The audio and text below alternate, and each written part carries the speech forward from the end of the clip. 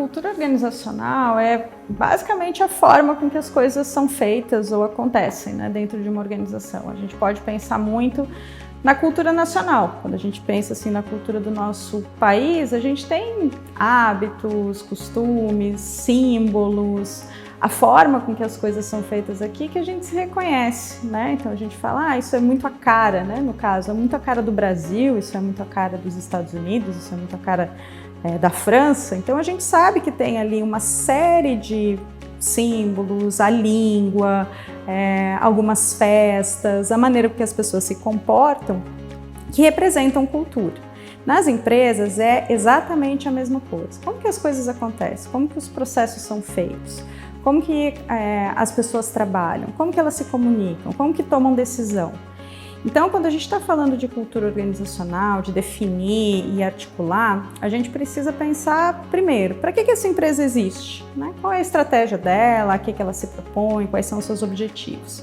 No momento que a gente sabe para que ela existe, a gente começa a pensar, então, quais são os símbolos, linguagens, forma de tomar decisão, processos que vão sustentar esse resultado.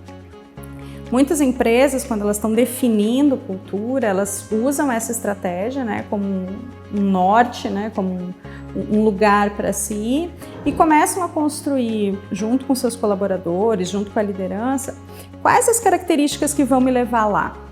Isso pode ser feito através de uma pesquisa, né, de cultura desejada. Então, assim, qual é a cultura que eu gostaria de viver aqui nessa empresa para chegar nesse resultado? Isso pode ser definido até numa conversa e numa construção coletiva. E aí a gente, a partir dos valores, né, ou princípios que são definidos, a gente começa a pensar como é que materializa isso. Então, se eu falo que a minha empresa tem como um valor a inovação, como que eu vou ver isso no dia a dia? O que isso significa? Então, quais são os processos que vão sustentar que a minha empresa é uma empresa inovadora? Como é que eu vou investir o meu orçamento para garantir que ela faça inovação? Como que eu vou fomentar ou incentivar que as pessoas sejam criativas e coloquem suas ideias para fora?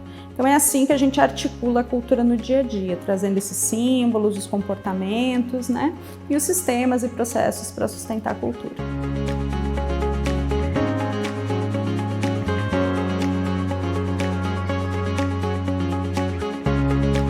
Bom, não existe cultura boa ou ruim, isso é uma coisa que a gente sempre gosta muito de falar. Então, quando a gente fala em cultura organizacional, a gente precisa entender se ela é forte ou se ela está enfraquecida por algum fator. O que é uma cultura forte? É aquela que sustenta resultado.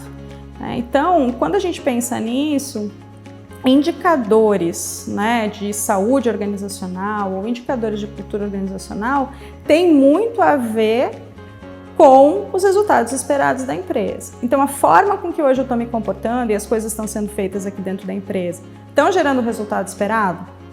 Então, essa é a primeira maneira de ver. Uma outra questão que a gente tem visto muitas empresas investirem, especialmente para empresas que estão se reinventando, né, que precisam, de alguma forma, fazer uma transformação cultural, é a questão da aderência aos valores. Se a gente realmente está vivendo aquilo que a gente fala que é a nossa cultura.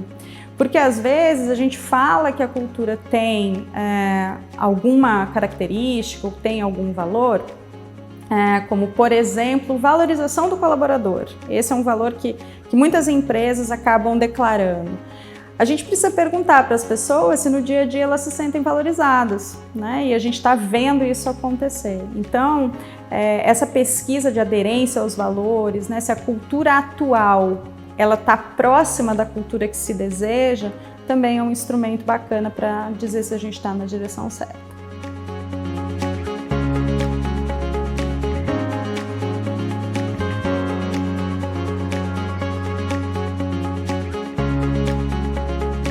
Bom, tem um autor que a gente gosta muito na Acto, né, que é o Patrick Lencioni, que fala que é comunicar, comunicar e comunicar. Né? A gente precisa estar sempre reforçando a mensagem.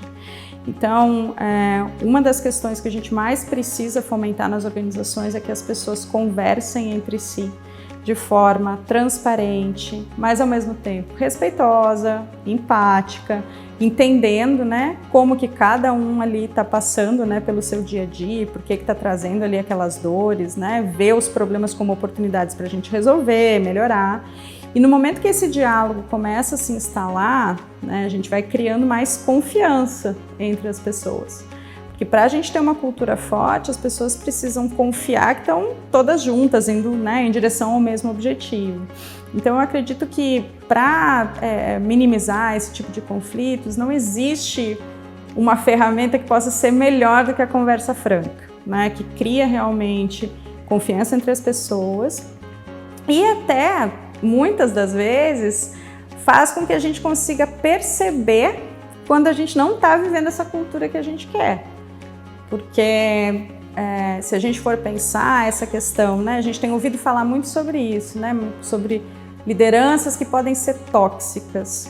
Mas como assim? Se essas pessoas aqui não representam a cultura, né, o tóxico deveria ser aquilo que me agride, né? Então, se ela não representa a cultura que eu quero, será que essa pessoa aqui precisa de ajuda para mudar? Será que essa pessoa devia estar aqui mesmo? Né? Muitas das vezes a gente precisa repensar.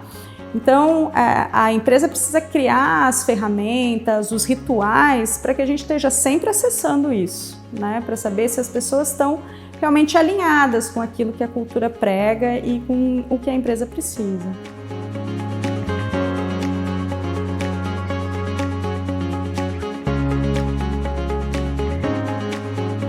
Eu acho que quando a gente fala de diversidade, equidade, inclusão, a primeira coisa que a gente precisa fazer é estudar e fazer um exercício muito forte de autoconhecimento sobre os nossos vieses, né?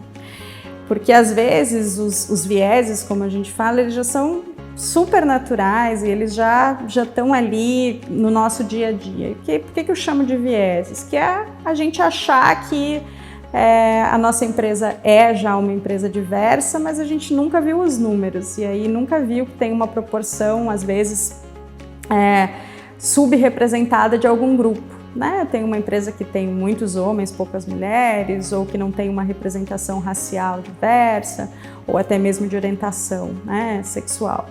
Então a gente precisa estar sempre observando, estudando se a gente está realmente, na realidade, proporcionando um ambiente diverso.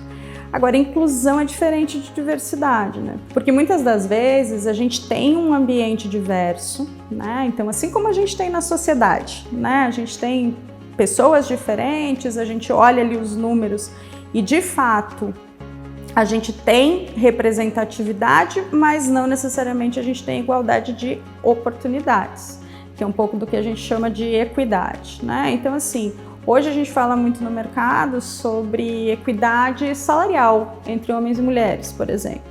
Então, por mais que eu tenha um ambiente que tem muitas mulheres, eu não as promovo. Ou eu as pago menos do que eu pago um par que realiza a mesma função. Então, as empresas têm investido muito nesse olhar, que incluía ter também, né, a mesma igualdade de oportunidades, eu conseguir promover, né, esses grupos minoritários dentro das empresas para que eles também tenham essa representatividade e sirvam de inspiração para outras pessoas.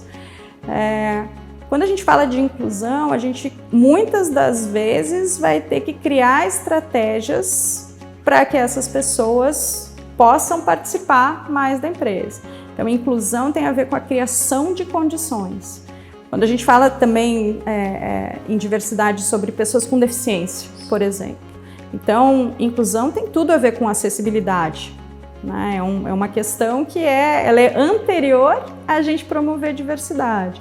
Então, se eu quero ter uma empresa mais diversa, que tenha uma representação desse grupo, que são as pessoas com deficiência, eu preciso criar condições, né? Então, assim, desde condições de adaptação das instalações, muitas vezes dar ferramentas diferenciadas para as pessoas que têm alguma deficiência. Da mesma forma, a gente tem visto no mercado alguns programas de ação afirmativa, né? Então, a gente tem programas de trainee hoje que são voltados só para a população preta. A gente tem programas que são só para a seleção de mulheres, né? Programas que que são de ação, né, de vagas afirmativas para mulheres. Então, isso é promover a inclusão, porque muitas das vezes essas pessoas não têm realmente a mesma oportunidade e mesmo que elas estejam ali, né, elas vão precisar de uma condição mais igualitária. A gente vai precisar incentivar para que essas pessoas pertençam ali à organização.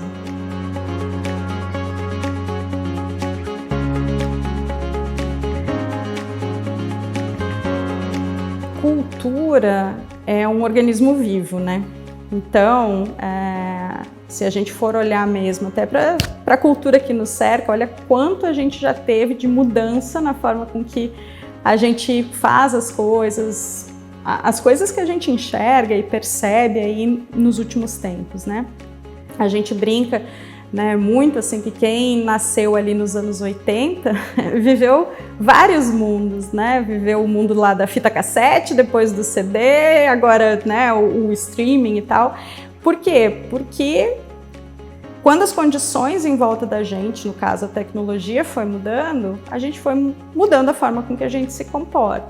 Então é até meio ingênuo a gente pensar que isso não vai acontecer dentro das empresas, né? Empresas muito longevas, que, né, têm uma trajetória mais longa, geralmente passam por esses momentos de transformação cultural. E aí o que acontece nesses momentos de transformação cultural? Você precisa rever a estratégia, muitas das vezes, né? Pensar em novos fatores lá de competitividade, enfim. E aí você precisa ver, bom, a forma com que eu faço as coisas hoje, ou seja, a minha cultura, sustenta esses resultados que eu estou buscando? Nos últimos anos a gente tem visto muitas empresas passando por transformação cultural e incluindo a inovação como um valor, como um comportamento necessário para elas terem sustentabilidade. Então, esses exemplos, eles vão sempre existir. A cultura vai estar sempre se transformando. E aí, como é que a gente faz, né? Porque a gente tem aquela coisa de estar sempre meio preso no passado. Poxa, mas a gente sempre fez desse jeito, agora vai mudar? Então, primeiro, a gente precisa planejar como a gente faz essas transformações, né? Como a gente passa pela transformação cultural. E a gente precisa investir no que suporta a cultura, né? Que são os símbolos. Então, assim, a gente fomentar rituais, um modelo de governança, simbologias mesmo. Muitas das vezes as empresas trocam até a marca, né? Elas renovam sua marca e fazem ali, né, dão uma repaginada, né, na sua marca. A gente tem também a questão dos comportamentos, então tem uma questão forte de treinar as pessoas, né, capacitá-las para esses novos valores, né, trazer para elas novas ideias. Essa é uma pauta que também chegou muito forte na cultura das empresas, é a da diversidade. E a gente precisa capacitar as pessoas, né, trazer para elas ali um pouco mais de conteúdo. E a outra questão são os processos e os sistemas, que são super importantes em qualquer transformação cultural. É a gente mudar também um pouco das regras para atualizar, para mudar a maneira com que as pessoas fazem, né, as coisas nas empresas. E isso, de alguma forma, sustenta. É a mesma coisa que a gente pensar hoje numa empresa que não usasse ferramentas tecnológicas. A pandemia trouxe um pouco isso, né? Então, muitas empresas trouxeram a inovação durante a pandemia porque precisaram trabalhar remoto, precisaram trabalhar à distância. Então, isso é um processo que mudou, a gente mal viu, e quando viu estava todo mundo trabalhando de casa, né? Mas é uma transformação cultural super relevante que a gente viveu aí nos últimos tempos.